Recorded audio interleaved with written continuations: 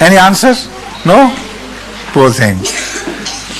I do it because I am following my previous khulafa. Up to Hazrat Masih Maud al-Islam, let's say. We know Rasulullah Kareem Sallallahu Alaihi Wasallam also wore some sort of turban, but we have not seen it. We have not any recorded version of exactly how it looked like. So we can't imitate it because descriptions vary and we don't know exactly how the turban was. But we know the turban Hazrat Masih Maud al-Islam wore. This was generally of this style. It's not essential that you must copy it letter for letter. So I saw my father wearing a turban like this, and I saw my elder brother, who was a caliph before me, wearing a turban like this. So I also started doing it. But apart from that, when I was a young boy, in my 9th class or metric in those days, I remember I started wearing a turban at that period too. And I continued to wear it till my 2nd year or 3rd year in college. And then I found it very difficult to maintain it. It's not easy to maintain a turban, to wash it every week, 2-3 turbans, and then to put starch, apply starch, and then to have it, dried up. And you also need a larger house with open courtyard. So it's very difficult dress to maintain. So I gave it up. But when I became a caliph, then I had to do that because I saw the tradition of the khulafa who wore turbans before me. Right?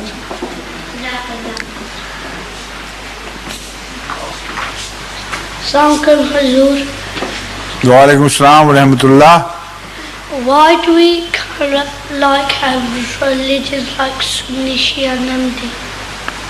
I think he's asking, why do we have sects in Islam of Sunni, Shia and Ahmadi? Why do we have sects? Is that right? You said sects? I missed that word, yes, sorry.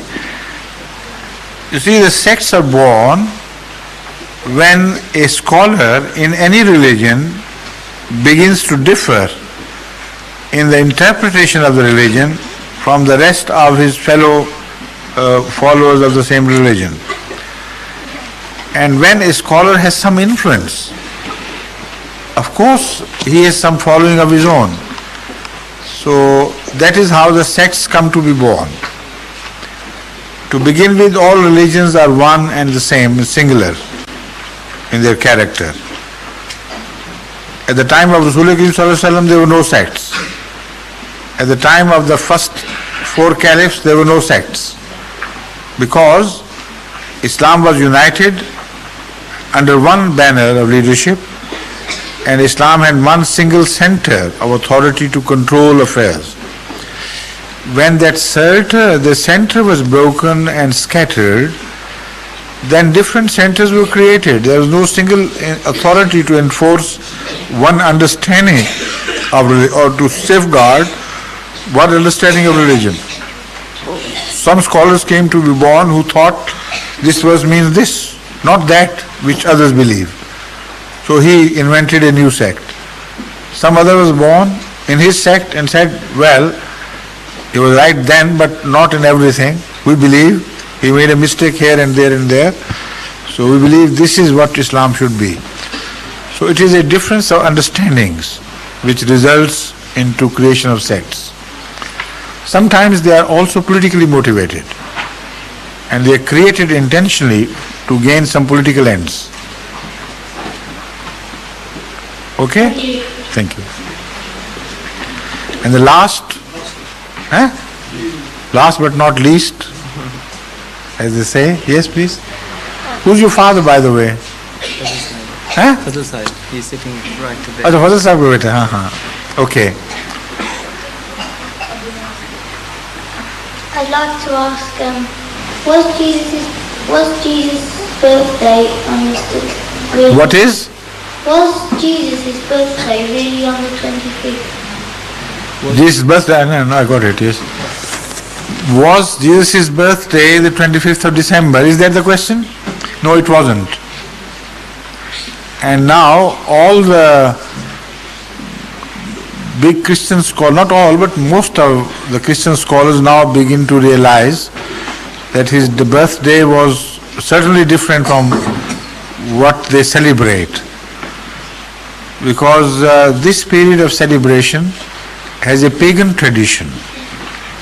And the style in which they celebrate Christmas is also borrowed from various nationalistic and pagan traditions. The celebration of Christmas have in fact no relationship with Jesus whatsoever. Because it's not his birthday, it's not the Christian message which is being translated into some joyful expressions. It is pagan practices which are being repeated. So it is just an event of celebration and drinking and making accidents after drinking, driving and so on. There is nothing more to it, right?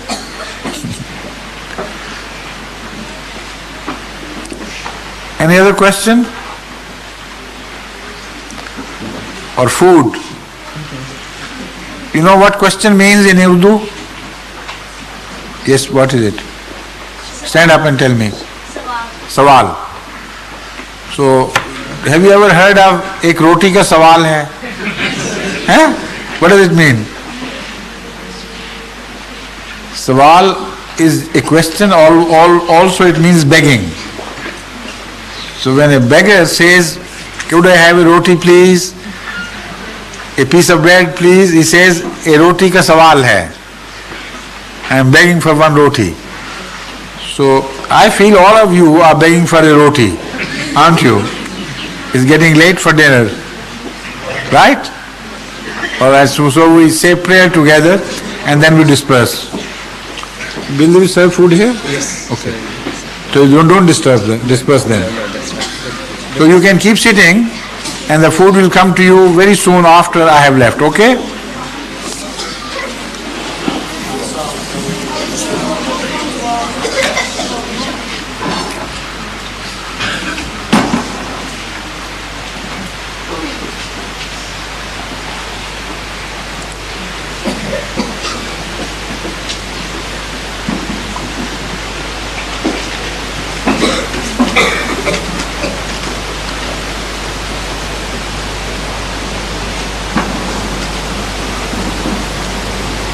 Ameen.